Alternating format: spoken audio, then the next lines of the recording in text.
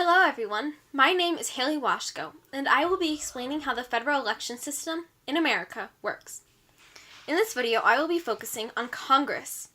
But before I get into that, I just want to remind everyone that the states are in charge of elections, with a few rules and regulations on how they are conducted. And since all 50 states have their own unique constitutions, I cannot get into the specifics. However, I can explain the basics of how we get the people into office that we do or maybe don't vote for.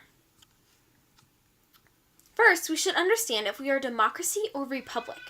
To find out, we need to look at the two different kinds of democracies. We have the stereotypical direct democracy, where a normal citizen votes directly on a bill to decide if it becomes a law or not. And then we have a representative democracy, which is where that ordinary citizen votes for someone who typically has more political experience, and that other person makes the laws. Like when we vote for a congressman or woman. Therefore, we are a representative democracy or republic. So, it was kind of a trick question because we're both. The framers did this for a couple of reasons. One of them was that our country is too big to have every citizen voting on laws themselves. That would take too much time and resources. And the second reason is that they distrusted the majority's sweeping opinions. They knew that people make rash decisions when their emotions are tampered with. If they made laws based on these fleeting feelings, then they would also have to try and reverse them in a few years when their opinions have changed. Take war, for example. People will do anything, give up anything, to ensure a victory. But after the threats are gone, they are unhappy with what was done. The framers were afraid that the majority would turn on the minority that they typically coincide with peacefully. And they would bring out their scary pitchforks and say, "Give us your rights. Give us what you want because we have more people, more power, and we have different wants." They would overpower the minority. Now that we got all of that out of the way, we should know what it is exactly that we are voting for. There's the House of Representatives and the Senate. The House of Representatives has 435 members that are each elected by specific districts within a state. How many districts How many districts and representatives a state has is based off the census taken every 10 years. Take Pennsylvania as an example. It has 18 districts, which means it has 18 representatives.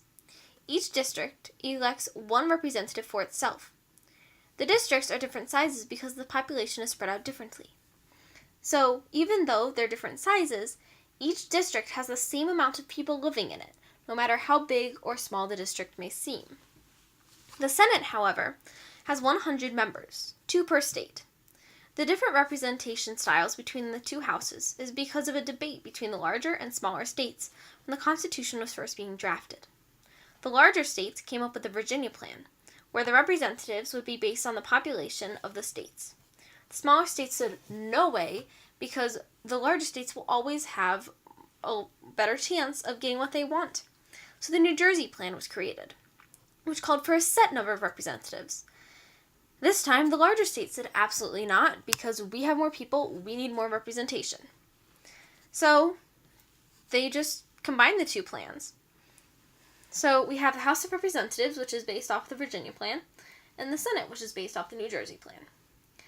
Now, for the very complicated way that we elect our representatives, we just go and we vote, and the person with the most votes gets the seat.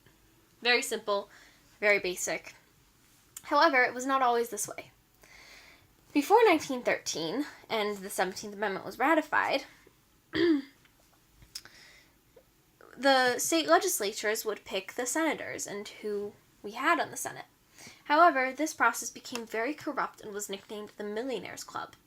So we ratified the 17th Amendment, which says, "The Senate shall be composed of 2 senators from each state, elected by the people thereof."